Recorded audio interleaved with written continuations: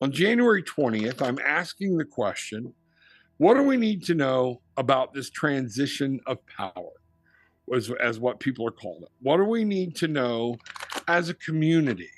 What is it we need to understand that we need to know about when the next president takes office? So here we go. I'm going to cut the deck. We're going to do this.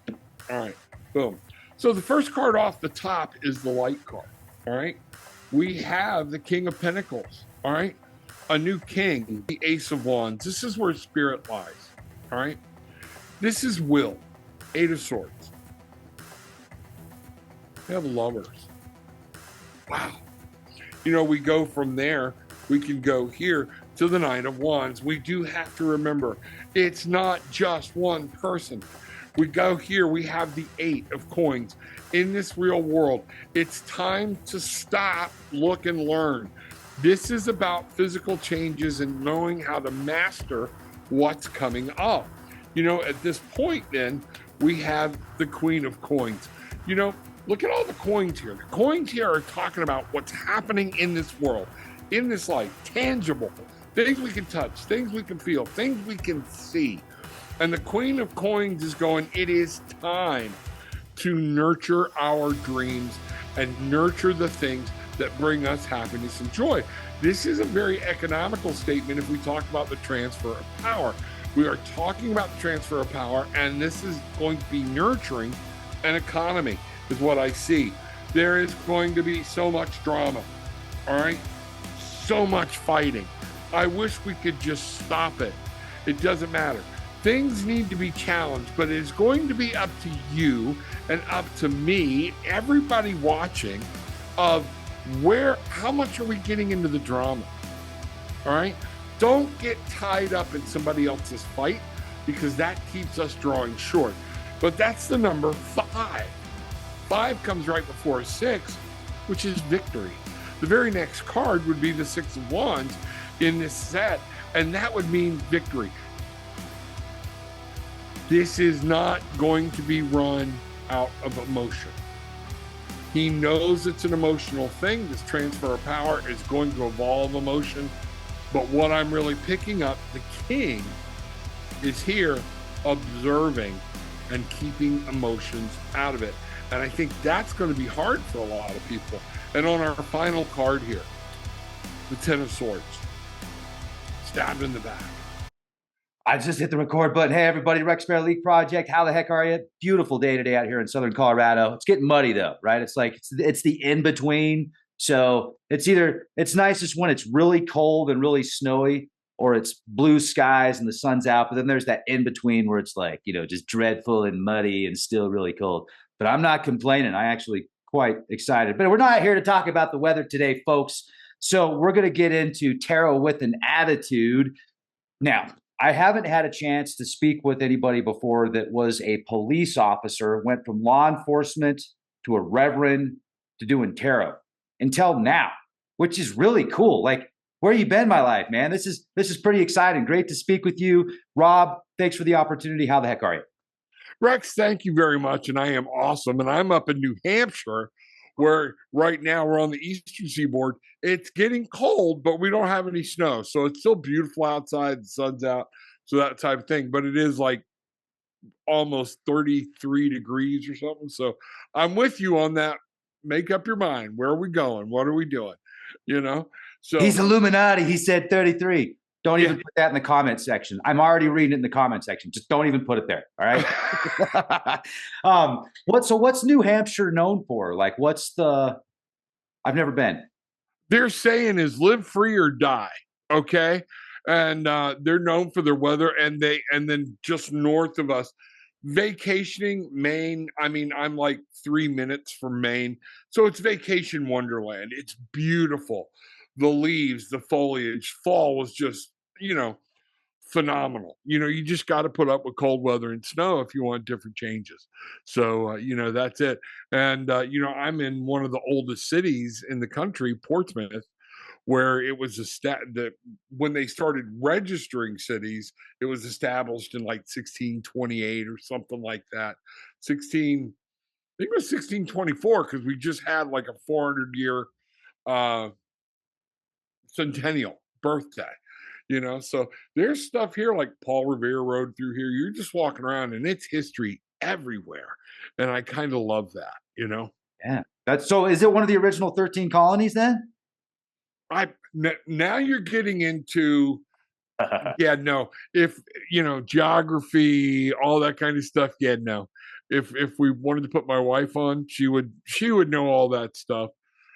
It's funny. She's got her MBA in business, and Yes. I've got mine in social work. So I'm always giving it away, and she's yelling at me to stop it. You know. It's right on. That's yeah, absolutely. It is one of the original colonies. So Yeah. Okay. I would assume so. I mean, with the dates that you were throwing out there, so that's pretty cool, man. That's pretty darn cool. So are you from New Hampshire? Is that where you're born and No, raised? I'm actually born and raised in Florida. Okay. Okay. And a Okay. very oddball. I was a third or fourth generation Floridian, and all my kids were born there.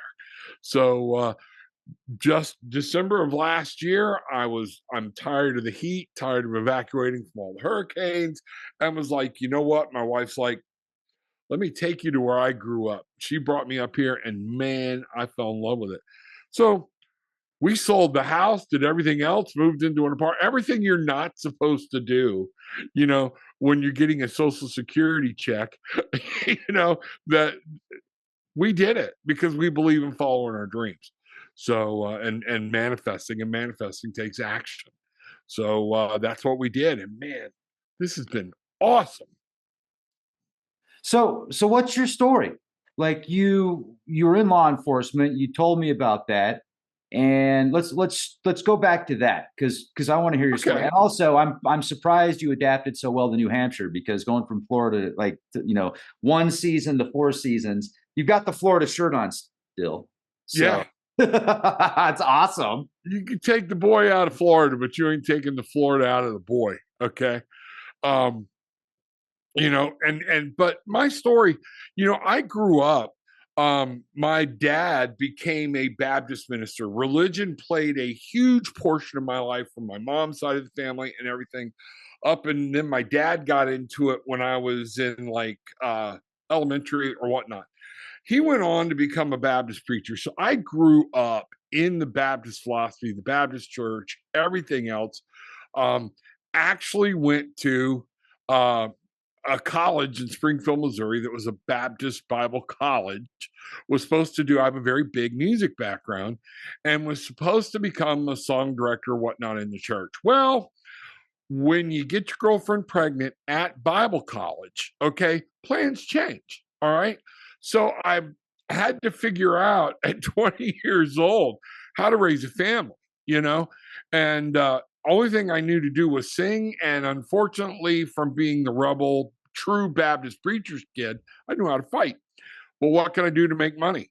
I'll be a police officer. Okay. So at 20, I literally went through the police academy. And when I got my first job, I was not even technically old enough to buy handgun ammo. I had to get letters from the state or go in because at that point we were still buying our own ammo. I had to go in and tell them and lie and tell them I was buying my ammo for a rifle instead of a handgun, and they would sell it to me. So I got into police work very early. Um, 14 years of police work in that neighborhood, actually, and only was in two departments. Um, the, I always knew I had intuitive stuff. Okay. And now looking back, different things happened that were particularly in police work, that let me know gifts were coming. We all have these gifts. I'm a firm believer. It's just, who's into them or who's not. And at one point, very early in police work, the ambulance crew and the cops were very close.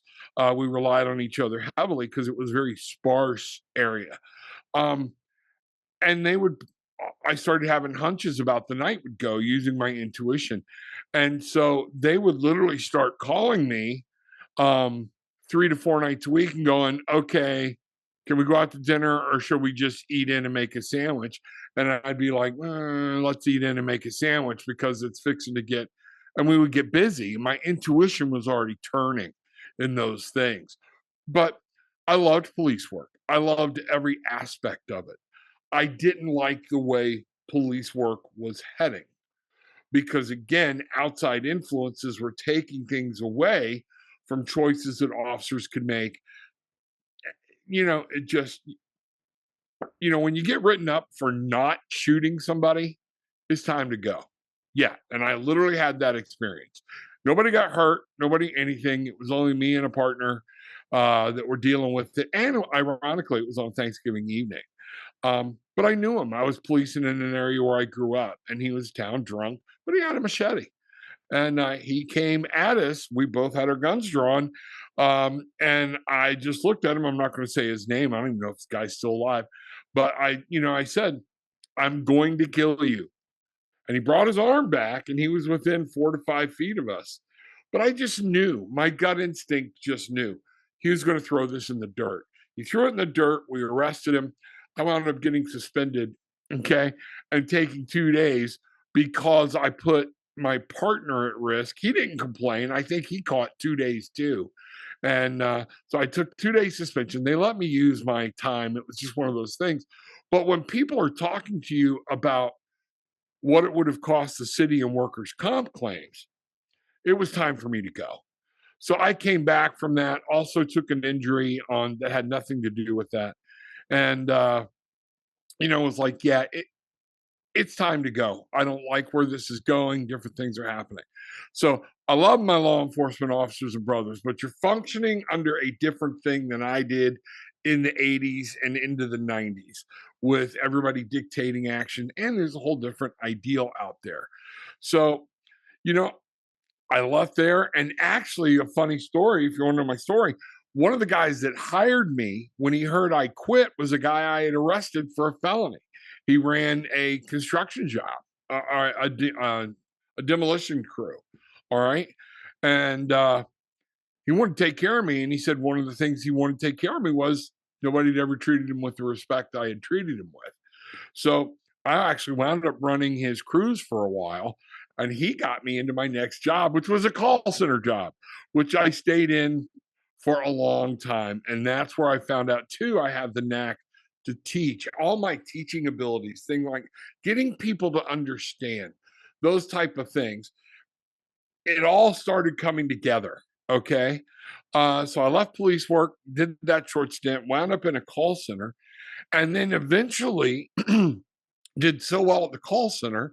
The call center said, "You've done great." They sent me in different countries, things like that, setting up call centers. I got home. You did great. We sold the company. And I go from making about 50, 60,000 a year to working at 7-Eleven behind the counter. Yeah. So my oldest boy, who is the brains of the family, and not somebody, when I say that, he ain't no nerd by any means. One of those things, he's like, "Dad, you can't do what y'all used to do. People need the paper." So I think I was 50 years old, I went back to school with only having a GED, um, and went back to school straight for like 7, 8, 9 years, including my internships, and walked away with a master's degree. So in social work and counseling, um, worked with one of my favorite things to do at the time. I worked a lot with heroin addicts. Big thing in Florida. Florida is one of the leaders in heroin addiction.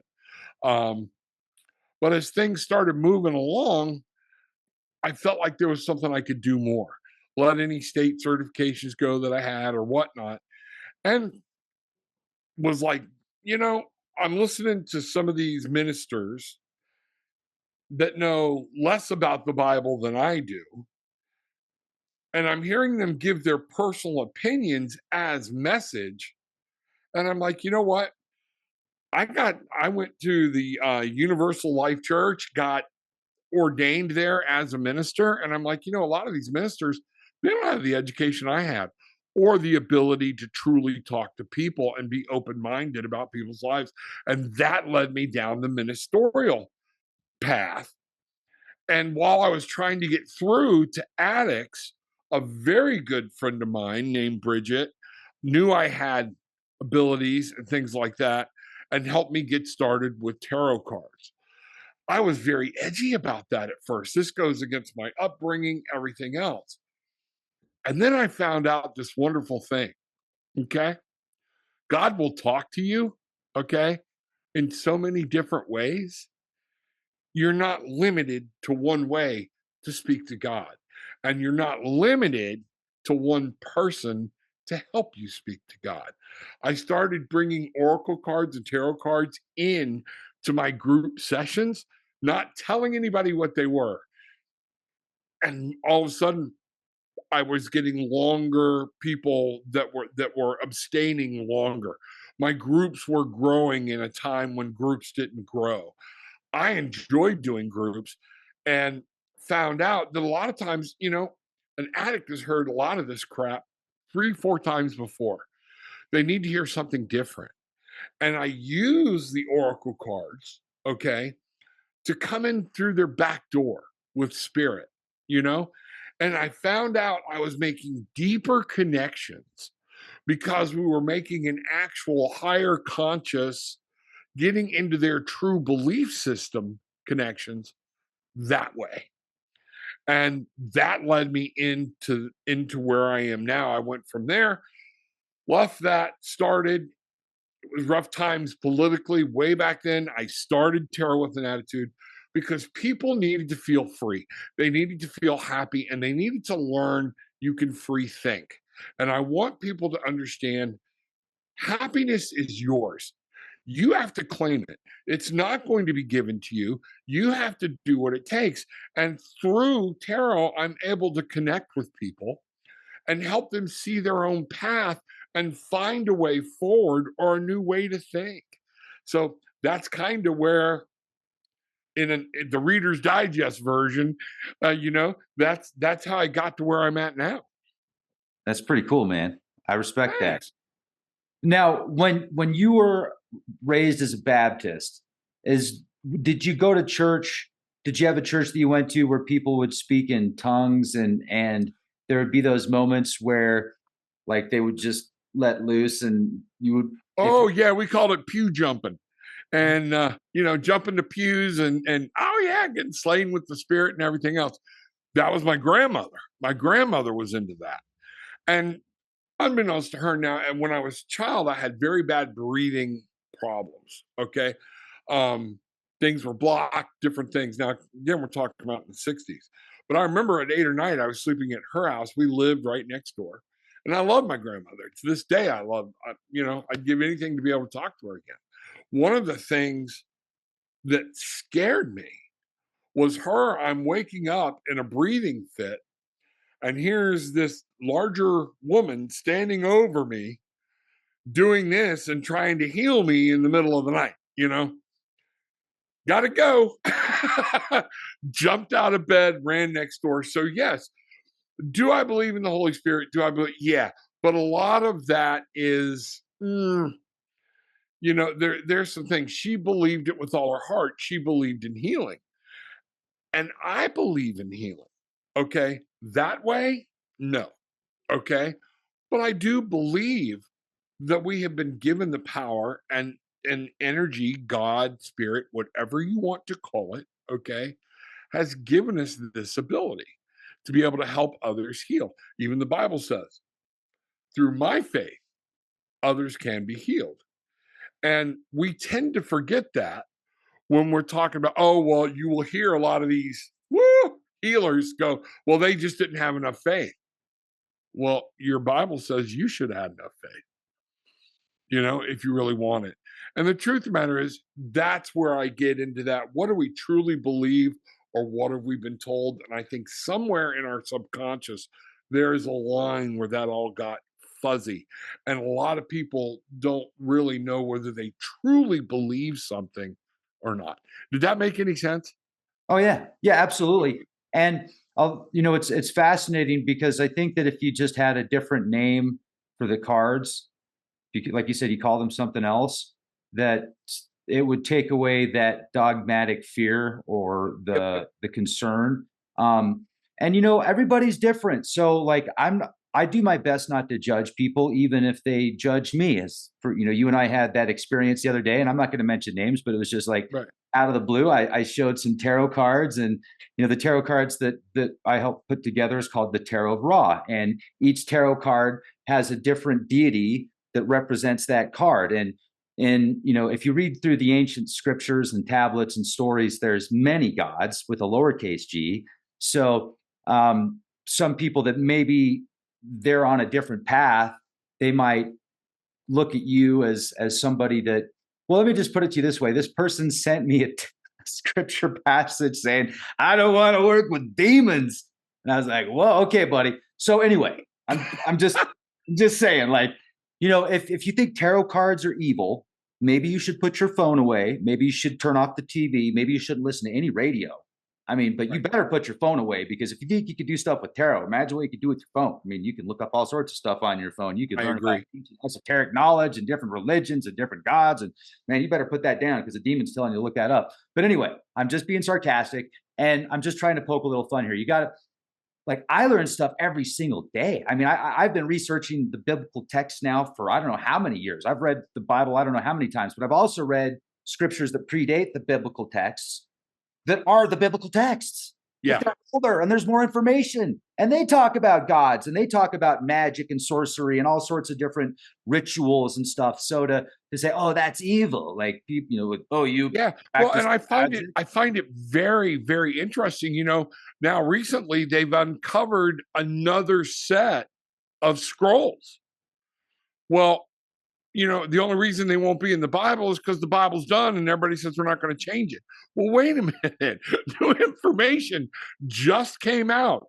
I bet you update your iPhone, so why can't we? Knowledge is knowledge. Take what you want, leave what you don't. It's okay. But as long as you're acknowledging you're not doing that, like you said, this very Bible, okay, that I've got loads of experience with, actually teaches there were other gods, things like that. But the Bible said, written by, especially in the Old Testament, old Jews or whatnot, that said he's a jealous God. He doesn't want any other gods over him. So why would he say that if these gods didn't exist? So gods do exist. Okay. Again, I find it funny when we think about it, people want to say, oh, that can't happen. If you're reading scripture about healing, Jesus healing, all right, or even raising people from the dead, all right, nobody was like, oh crap, he's a witch. Look, they weren't afraid of him. They were bringing people to him. And you know what's amazing? If you read it and read it with an open mind, they had seen this in other places and were able to separate that Christ, Jesus, whatever you want to call him, was doing this from a place of light, a place of wealth, a place of warm heartedness, of giving. They weren't afraid of it. And if you think about it, they didn't crucify him for bringing Lazarus back from the dead, which I think would be a huger thing. What they crucified him for was he did it on Sunday. Okay, or Saturday. And at that time, because that was the true from Friday sunset to sundown Saturday, was the Sabbath. That's when people, honored the Sabbath. They weren't even allowed to cook. So the fact is that that's what it came down to. And what Christ was here to teach us is, if you go back and look at all of the teaching to the Pharisees, to everything else, it's about intention. It is all about your intention. When I do a tarot reading, many times I will start and say, do you mind if I say a prayer? I'm getting goosebumps now because this is very important to me. And I will start that prayer with our Heavenly Father, Divine Mother, Earth, energy, power of the universe. Please let your message come through me and not my message come out. And I don't have to vacate my religious beliefs or my belief in a God to be able to read tarot. Because again, before the Bible and after the Old Testament and Jesus died, how did these people get their messages? They channeled spirit. They channeled Holy Spirit. God was talking to them. Oh, well, God talked directly to them. Well, then what about all the hundreds of translators and things like that? They got it absolutely perfect. Yeah, there's just some things we have to take with a grain of salt, but it doesn't mean I give up my belief in God or in Jesus and what Jesus is trying to do. Let Did I me get add on a tangent?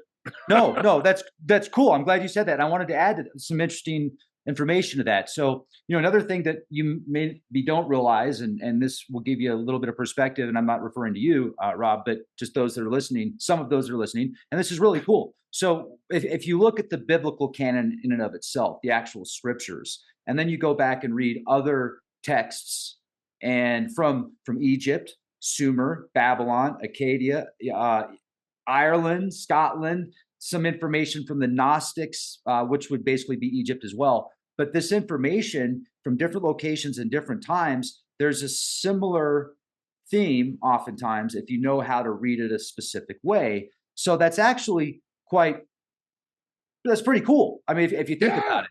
And so don't, if you're looking at it like if you don't really know how it was put together, and then there were different councils and different civilizations and dynasties, like the Club of Rome today is kind of an offshoot, but religions were put in place and these scriptures were put in place because they were attempting to bring different peoples together and have some form of control.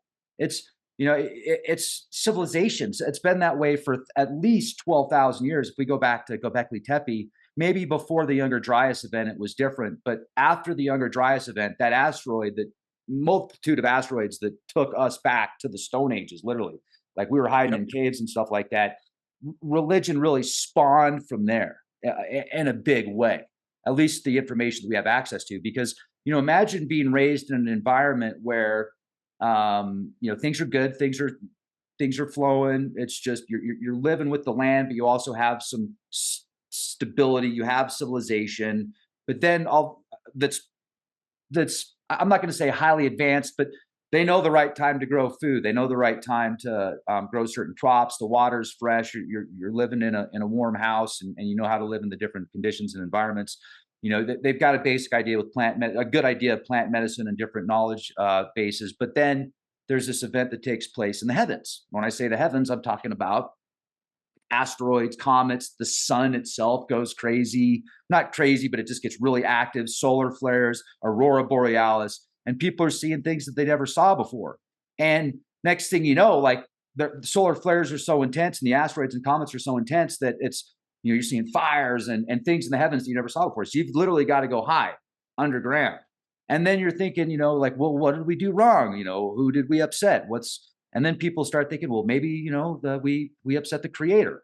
And then you're like, well, what do we do to fix it? Well, let's go sacrifice that donkey over there. We need to sacrifice those chickens. I mean, it's like they're trying to figure out what the hell's going on. They're like, well, we did that sacrifice and then the lightning bolts calmed down. So maybe that's what we need to do every day at this specific time to satisfy this specific planetary body or this god. It's, if you look at it from a perspective of, like, look what we're seeing now, the aurora borealis and the sun's freaking out. And we look at these petroglyphs that are etched in stone from around the world that even have similar hieroglyphics and symbols that go back. You can see the menorah in Siberia, and it's 7,000 years old, folks. A menorah in Siberia, 7,000 years old. Think about that. Connect those dots.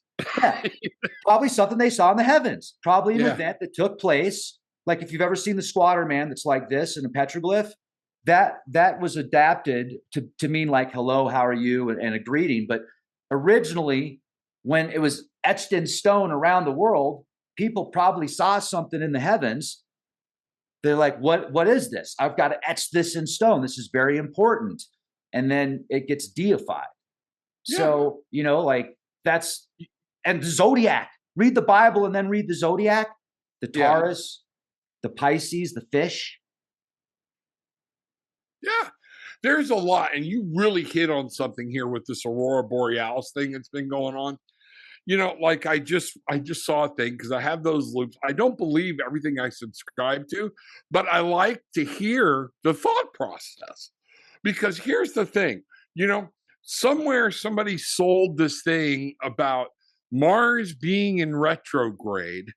So therefore, all this energy is, we're going to have a rough few months.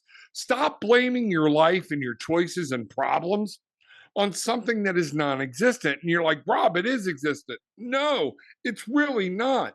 Most people don't explore what Mars in retrograde actually means.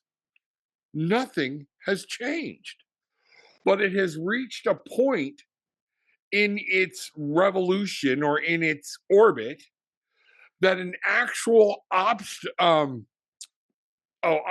illusion begins to take place where it looks like it's moving backwards, but it's not. It is a total optical illusion. Now I want to go back to what you said. How long has Mars been in existence? How often are people going back and going, oh, now we know during this time we need to worry about the energy of a planet that's doing the same thing it's done for millions and billions of years. Stop it. Take control, get your mind out and going, you know what? Yeah, this is kind of cool. This is here. I know people will say it, but that's the power of the mind. Well, things are going rough for me right now because Mars is in retrograde.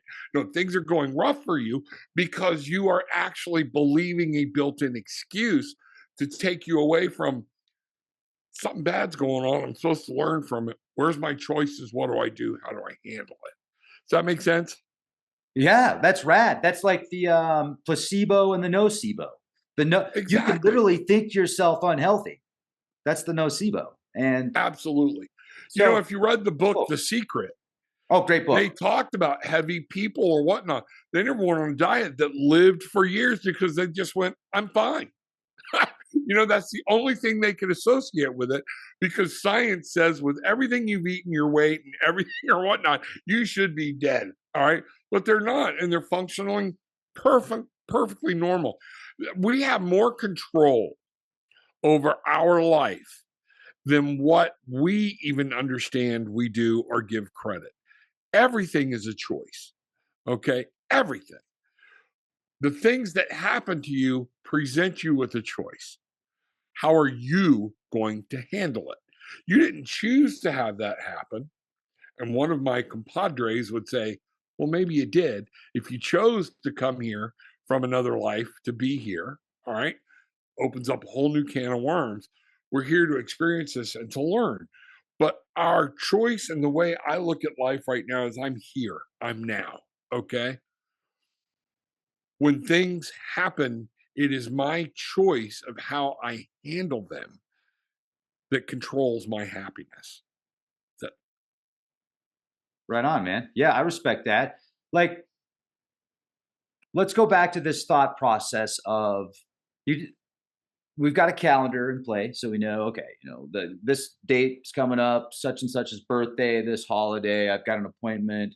The clock is set, and then if you look at the astrological clock and the zodiac, and if you create a civilization linked around that, and then you get people's mindsets to link to specific dates or thoughts, that's where the magic happens. And so the progenitors knew that, and like that's just a part of this universe. So the energy goes where our thoughts flow, and then we're co-creating these realities with the divine. And I think that's fantastic. And I think that there's also been some hijacking along the way, but that's just a part of this experience. and, So and people forget everybody involved for the most part. The Bible talks about angels being on earth and different things, other beings being here. Bible's very specific about that. But for the most part, the people writing this stuff down, developing it, are humans.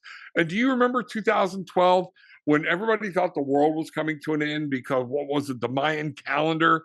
That was the ending. It ended that year. I remember 2000 when I was at Costco buying tents and canned goods, and my friend was like, dude, there could be something. I'm like, do you really think something's gonna happen? He's like, yeah, I mean, the clocks are gonna go back to zero. And like, I'm like, fine, whatever. So I was back in 2000, early 20s, working 12 hours a day, selling appliances and electronics, 6 days a week. And I'm going to Costco buying like supplies, and I got $5,000 in my pocket. I got all my savings in my pocket. And one of my coworkers was like, dude, you realize that if if civilization collapses and the banks fell, like your money in your pocket's really not going to do you any good, right? I'm like, yeah, but I got canned goods in a tent, man. Come on. Yeah. And you know what's funny? So again, we take something that was a true problem and we blow it out of proportion. And if you've ever researched it, the whole Y2K thing was a real thing, but it was discovered by like a 12-year-old who contacted and said, either a government entity or somebody, and said, hey, what's going to happen at 2000 when all the clocks reset to zero? And somebody went, oh crap, I never thought about that. You know what? And they fixed it, just like the Mayan calendar. Now imagine you're this dude, all right? We don't know if one person did the Mayan calendar or hundreds, but you're this dude. And what time period did the Mayan calendar get developed? Think about it. Okay. So we're talking thousands of years ago. Okay. Or even if you want to go hundreds of years ago. And I laugh because people take the human aspect out of everything. Everything is supernatural. Everything is what, you know? And I've had people get mad at me when I talk about Jesus walking around. You don't think Jesus ever cracked a joke? You don't think when Matthew tripped over a rock, he didn't go, saw that coming. He was a human being. He wanted people to be happy and humorous. He just wanted people to care. So could you imagine you're doing a calendar from the stage with stone and a hammer, okay? And you're making a calendar. Do you think it might not have been possible that at the year 2012, back in 400 something, he went, you know what? At this point, we're covered for the next 4 generations. Let them deal with it. I'm tired of building a calendar. Well, and not just that. Let me just jump in real quick, Rob. Like who petitioned them to make it, and where did they get the information? Now, I think it's fascinating. But even the whole 2012 thing, if there was a shift, just because they might have hit something spot on. There could have been a major event that took place in 2012, but Hollywood took it and said it's going to be the end of the world, and that's where things got fuzzy. Right. I agree. And that's why my whole thing is, folks, lighten up. Okay? Breathe a little bit. All right. And that's where tarot with an attitude comes from. Because I'll do a reading for somebody and go, yeah, how the hell did that work out for you? It's just one of those things where we do have to remember we are human beings. God, spirit, mother, they do interact with us. We can work spirit and different things, but everything is not climactical. Everything is not, ooh, I had a dream. Yeah, don't have spaghetti and beer. That might be some of those dreams. I do believe that we get downloads in the middle of the night. Okay. But it's not going to involve a 3-headed iguana chasing the white rabbit down out. It will involve when you wake up.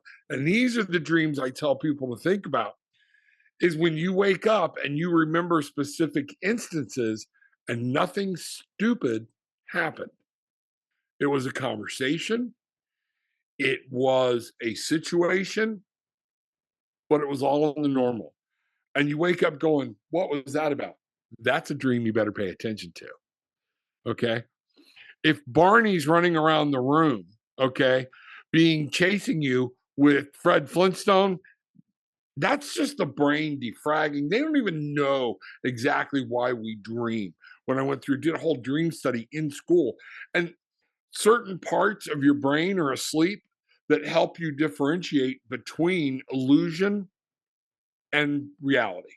So that's why some of these dreams seem so real. But why you're dreaming about, wacky things, there's only theories. They don't know for sure. One thing you said though is the beer and spaghetti. And depending on how well your digestive system is, but a lot like myself, I don't like to eat before I go to bed. A lot of Right. times I won't sleep as good and I'll have bad dreams.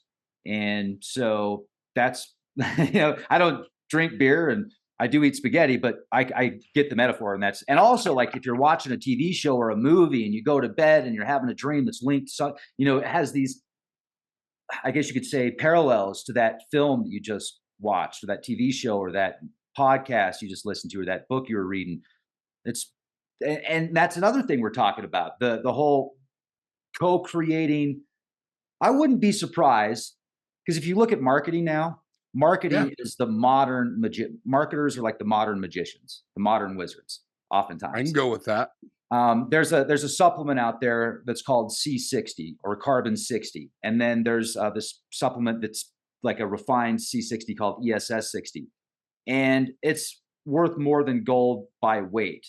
And the way that it's produced is, I don't know exactly how, but you got to have certain technology and equipment, and it has to heat up to a certain point, and da da da da da. But if you take a candle wick or if you take charcoal, you'll get, like a tiny, tiny, minuscule. I don't even know it's not even a percent, but it's a very, very minuscule Right. percentage of a percentage of a percent. But people sell that as C60 and they'll be like, this product is derived from wood chips that are burnt and then it's put into a gel capsule. And people are like, oh man, how come your C60 is so expensive? I got it for $40 for a whole bottle of 60 gel caps. And if you really read the fine print, it's freaking wood chips, man. So that those are wizards. Like, and look at all the commercials out there and stuff. It gets people to want to buy things. Buy. It's just like, yeah. So good point, man. I don't know where I'm Exactly. going. And even then, the human being right now, we've been taught to look for what I call, growing up with boys that were computer gamers and me playing with them and things like that, the God codes. They're looking for the cheat codes. More young women will get on my show, and when I'm doing live free readings, does he love me? I don't know. And you know what? Even if I could tell you and read him, I'm not going to read somebody without their permission. But what I will tell you is what you need to know, and not about the relationship, about you having a relationship. And they don't want, people don't want to put that, fear is running rampant through our society. And this is part of people not wanting to put themselves out there. They don't want to get hurt. They want to know if some mystical presence says he loves you. It's one of those things where, you know what? That's not how you're meant to live your life. You're meant to put yourself out there, go meet people. You don't have to jump in the sack with them the first night. Okay. Stop it. That's called dating. Okay. Getting to know somebody and working with them long enough so some of their real crap comes out. All right. It's one of those things. And here, I can tell you a good story. This is hilarious. When I was at that Baptist Bible college, one of my roommates was very thin. Okay. And we were in a dormitory, and all the freshmen were on the first floor dormitory. And we had this one guy that he believed he was that, oh, God spoke to me. It was bad. And I feel bad. But what I did was I shoved this guy, a very close friend of mine, up in the roof. Okay. We pulled the panels down. We knew right where his room was. And I knew from his roommates that he was in the bed trying to take a nap. I got this guy up there. I'm not going to say anybody's name. Okay.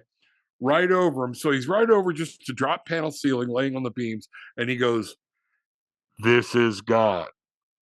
Go to Africa."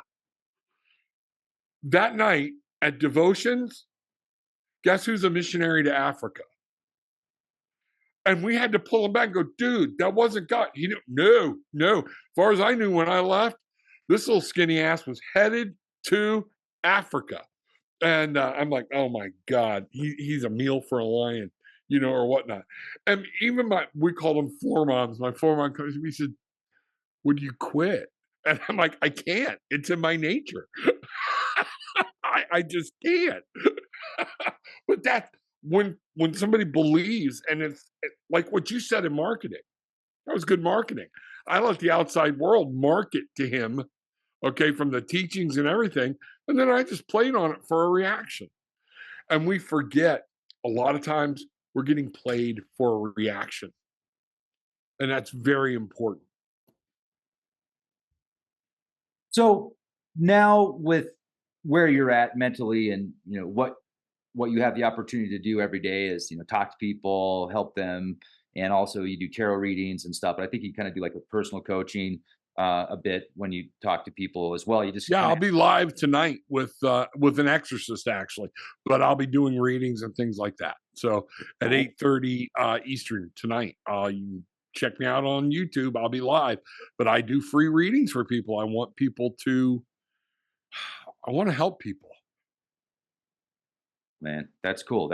We're humankind for a reason. We're supposed to be kind. I mean, I think the MFers, the money funders, I think they forgot about that sometimes. But hey, not Yeah. judging. But I mean, I guess if I had all, well, gosh, I hope I wouldn't be that corrupt if I had all this much power. Like you're like absolute power creates absolute corruption or something like that. Does it? I don't know. Do you think it does? I think absolute power creates the opportunity for absolute corruption. But again, it's a choice. Yeah, still a It's choice. a choice. And if you choose to go down that path, then you made that choice. But it doesn't prove the rule. It doesn't make it. Does that make sense? Yeah, yeah, exactly. I hear that money is the root of all evil. Absolutely not. I mean, money will amplify your own personality. Right. So I think that's a pretty cool way to look at it. But hey, everybody's different. So, but you know what? Let's jump off the philosophical thing for a minute because Okay. let's do some readings. Let's do some readings. Oh, okay. Now, when is the official date for transfer of power at the presidential level? Do you know? I know they're doing it now. I don't follow that much because I don't again, either. I don't let it get in my head. I don't But either. I think it's January 6th is when he actually gets sworn in, and that is, I think there's something before that that we don't know about. That's just me. Okay, but January 6th is when he will be sworn into office. I think it's January 6th. That whatever Tuesday that is in January. Okay. Okay. So yeah. So I want to do a tarot reading on that. So Okay. All right. Let me and if you don't care, what I'll do is I'll share my screen. please. All right. There we go. And I'll bring some cards up. All right. Wonderful. And let's go here. Screen 2. Boom. There we go. Share. January 20th. That could be like I just know it's a specific Tuesday in January. Kind of like Thanksgiving, you know? What Tuesday does it fall on? So whatever that is, you know? So all right, are you seeing my screen here with my hand and my cards and whatnot? Yeah. I just want. Okay. So I just Yeah. want to make sure so we get the cards spot on. Okay. The 20th Amendment of the Constitution adopted in 1933 moved the beginning and ending of terms of the president and vice president from March 4th to January 20th, thereby also shortening the transition period. After the election, an outgoing president is commonly referred to as a lame duck president. Wikipedia. Okay, so yeah, January 20th. Boom, there we go. Let's. Yep. Okay. Oh, all right. January 20th. Buckle up, Buttercup. All right. So here we go. So I am going to I've got several decks around me. One of the things about being a tarot nut is you wind up, I need Tarot Deck Anonymous because I've got hundreds of them. All right. And like, well, why would you do that? Well, one of the things is when I talk about allowing spirit to talk to you or whatnot, if I'm going to do a reading, I will sit back for a minute and say, you know, show me which deck because all the imagery is different. So I'm getting pulled into this deck, my Lost Tarot deck, which I use a lot. All right. So here we go. I'm going to start with our most gracious and loving Heavenly Father, the Divine Mother, one and the same. Please let us know. We're asking questions now about our country and where things are going. What do we need to know? Give me your insight, not mine, and let it come through. I'm asking you to give me the pictures and the cards so I can see what's going on and deliver this message. So mote it be. All right, here we go. All right. So now, on January 20th, I'm asking the question, what do we need to know about this transition of power, as what people are calling it? What do we need to know as a community? What is it we need to understand that we need to know about when the next president takes office? So here we go. I'm going to cut the deck. We're going to do this. All right. Boom. So the first card off the top is the light card. All right. Boy, there are going to be a lot of unhappy Democrats. I'm sorry, but don't shoot the messenger. And I haven't said what I am. Okay. But what we have here is the world's going to be paying attention. Okay. Everything is fixing to change. We're going to swing pretty far. There's going to be a new way of looking at things, and new things are going to happen, and new things are going to start to occur. And we're going to have to understand that a new train of thought is going to come into play. Be open to it, be mindful of it. We have the King of Pentacles, all right? A new king. Rob, he's not a king. I know, but understand this, we all have the king power. And this is about, in the physical world, the land. New boundaries are going to be set, all right? New ideals are going to come into action. If you notice, he's on more of a trot in this horse than he is barreling through, okay? Things are going to proceed. Things from the past are going to have to be corrected so we can move into the future, but he's not just going to barrel things over. What I'm seeing here is a slow move into the past, find out what worked, what didn't, but some things are going to have to be corrected, and some new boundaries are going to get set very quickly or whatnot. You know, the Ace of Wands, this is where spirit lies, all right? This is will. We have a whole new spirit coming to people of opening up, of fire, of what they believe, where they want to go, or whatnot. I had this the other day when somebody asked kind of a similar question. I reminded people that just because now some things are changing, just like Rex and I were talking, doesn't give anybody the right to just mow anybody over. Keep this fire, this passion, this new, there's going to be a new emergence of pride and passion from what I see and what's going on in this. This is a fire. Eight of Swords. A lot of people are going to be, Eight of Swords is my stress card. All right. They're so worried about what is going to be changed.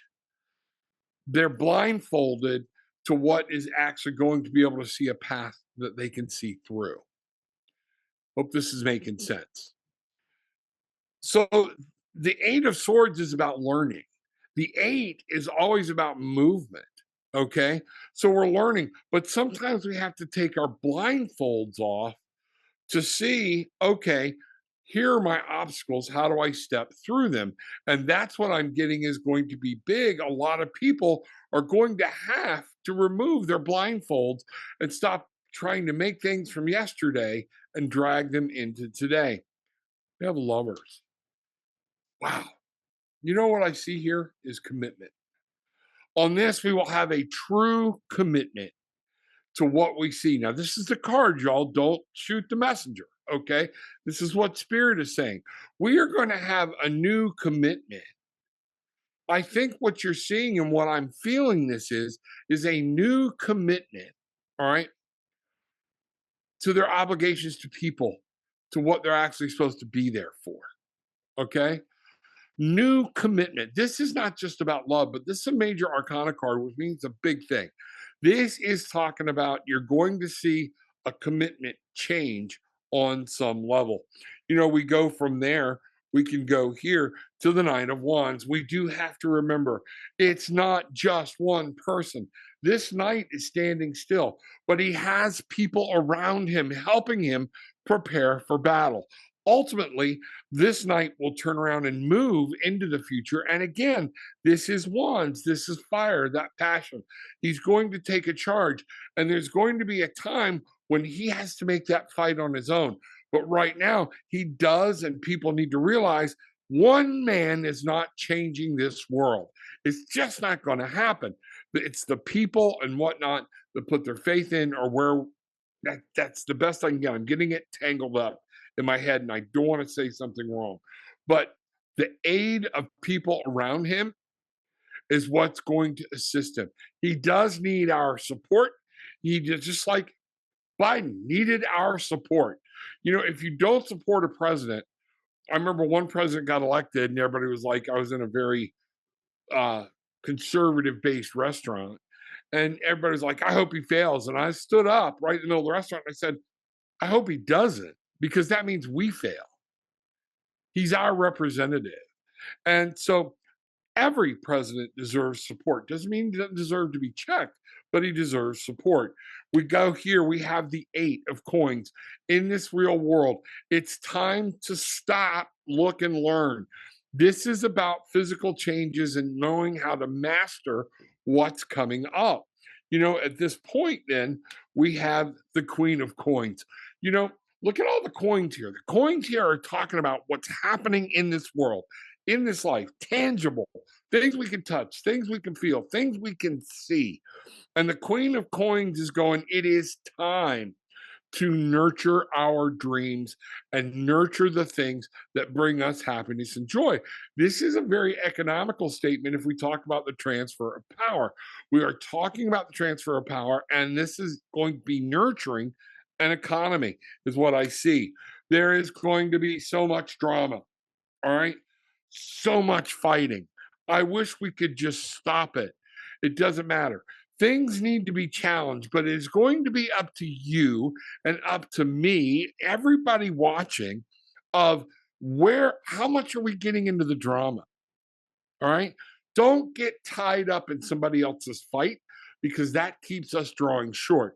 What I want to understand is there's going to be some drama. There's going to be some conflict. Some things are going to happen, but that's the number 5. 5 comes right before a 6, which is victory. The very next card would be the 6 of Wands in this set, and that would mean victory. You know, sometimes we got to go through a little conflict. We've got to go through challenges. We've got to go through some breakdowns to be able to become victorious. The Knight of Cups. This is going to be very emotional, but look to the future. Don't let your emotions, know that our knight has waded into the water. Water is always about emotion, that subconscious, those feelings, all right? But he's sitting there. This is the King of Cups. I'm sorry. This is not going to be run out of emotion. He knows it's an emotional thing. This transfer of power is going to evolve emotion. But what I'm really picking up, the king is here observing and keeping emotions out of it. And I think that's going to be hard for a lot of people. And on our final card here, the 10 of Swords, stabbed in the back. All right. One of the things about the 10 of Swords is respect. It's about reputation. It's about knowing what's going on. And what I just want people to understand, it's time for a new era. 10 is about things are changing in the mindset. Our whole mindset is going to have to shift and going to have to change. This mindset is going to shift. We are going to put something to bed, and we have to start over. That's what I've got. So Rex, I've got a a quick look at January 20th and the transformation of power.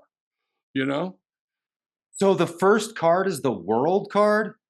Yeah, actually, and I'll hold it back up. I kept them all right here. Think about that for a minute. It is the Enlightenment card. When the Fool starts his journey, okay, he's a 0, okay, in the Major Arcana deck. His whole journey is to get here, to enlightenment, to understand. And you know what? Some people think, well, when we get to enlightenment, that's it. No, we start a journey over and try to learn something else and become enlightened. But the world is going to turn. There's new thought processes in place. Some things are going to change, and we're going to have to look at things from a complete different viewpoint. All right.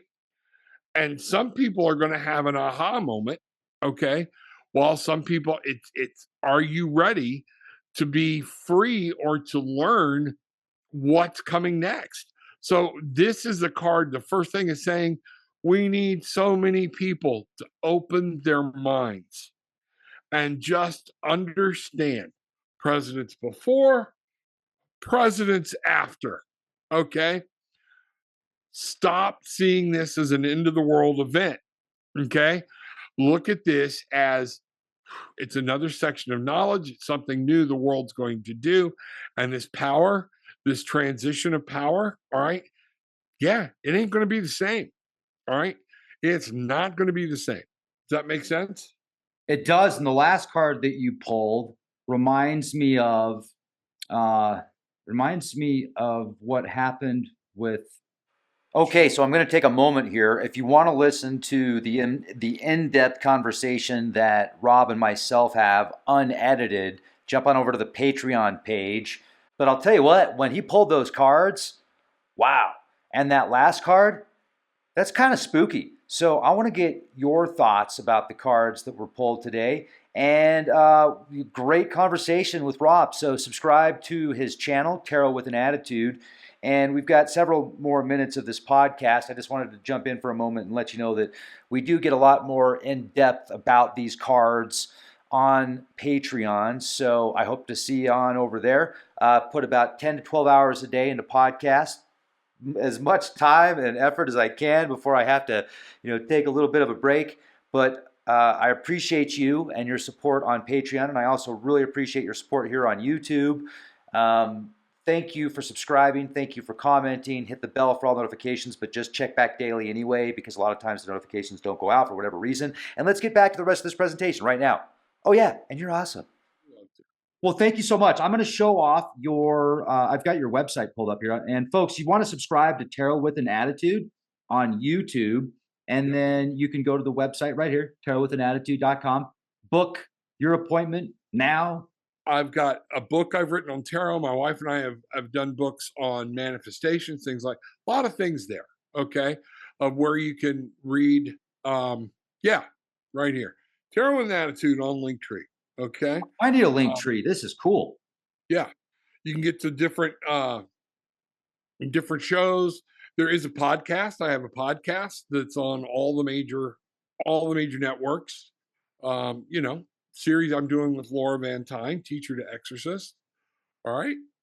And then below this is all different books by myself, my wife, and then Laura has some spiritual defense classes that I think people, especially as people start dabbling, I don't like, if you're playing with touching the spirit world, not having a spiritual connection, make sure you know what you're doing. Okay. This is nothing to play with, because there are things out there that aren't fantastic. Okay. So you need to understand how to build a shield, what to do, different things like that. So, yeah, there are a lot of things. I go through different routines before I go on my show, to be able to protect, guide. I wear different energy things that were given to us by God, different things to help my third eye intuition. But there's a bubble. There's an absolute bubble. So don't get me started. I'll go off on a whole different tangent. Maybe think of Bubble Boy, John Travolta, yeah. When he said that. John Travolta, Bubble Boy. Yeah, that's where my mind went. Oh man, what a sad film. But anyway, so we're also dating ourselves. Stop it! It was a rerun. I swear. I know. This is another thing. I'm just going to give a huge shout out. So you are a part of Legal Shield, folks. I signed up for Legal Shield several months ago. I'm so glad that I did. And you might want to also, if you're interested in having a network of incredible legal protection as well as identity theft protection, like if you need a lawyer, boom, you push it on the app, you schedule an appointment, you talk to a lawyer. The lawyer can help you in so many different ways. I just talked to somebody that's actually working on they had something happen to their podcast. So they've got they've got Legal Shield, and they've set a time. They literally just got it yesterday. He's a friend of mine. He does a lot of astrotheology stuff, and they're putting together something for him to hopefully help him get his podcast rolling again. So, yeah, like at least he'll know why. Hopefully, like they could tell him. Yeah, well, I will tell people this is an invest. I believe in that service enough that I bought it for all four of my children, and they're adults. All right, with different things because yes, we have insurance out the butt. All right, but insurance is going to take care of the best way they can settle it. All right, there are times when we need legal advice that the insurance company isn't going to give us, particularly if, in my wife's case, you're fighting the insurance company. We were able to turn the whole thing over. They reviewed all of our appellate stuff, things like that, said, you're good, send it. We sent it. Now we're waiting on an answer. And if not, they're like, call us back. We'll go to the next step. So having legal protection in your pocket in today's world is just, it's a gotta have. And the ID shield they offer. Oh man, like almost everybody's social security number was hacked. Almost every single social security number, not only in the US, but Canada. And Yeah. so, and then they uploaded it on the dark web. So if you've got anything that notifies you about that, you probably got one of those notifications. But the legal shield will also protect you worth, I think, up to like $3 million worth of identity theft protection, Yep. which is pretty awesome. And if you get hit, they have private detectives that will search out what's going on to not only because we're not just talking about your credit card. Everybody gets hit on a credit card anymore. We don't think anything of it. We're talking about identity. When somebody tries to take a mortgage out in your name, when they take a loan out in your name, all of these things, you need somebody sometime to go work it and they will supply those private detectives to work to restore your ID.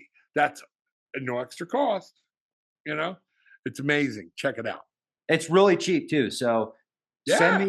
send me a text if you're interested, folks, or you can send me an email, leakproject@gmail.com. I'll leave the info. I've also got a link you can click on, or you could talk to Rob about it also. Either one of us could help you out, but it'd definitely be worth looking into for yourself and your family. And that's just a quick shameless plug. So you'll thank us later. Rob, you're awesome, man. Have a beautiful day. Thank you, sir. You too. I will. Sun's starting to come out. It's a Yeah. nice day today. Be the change you want to see.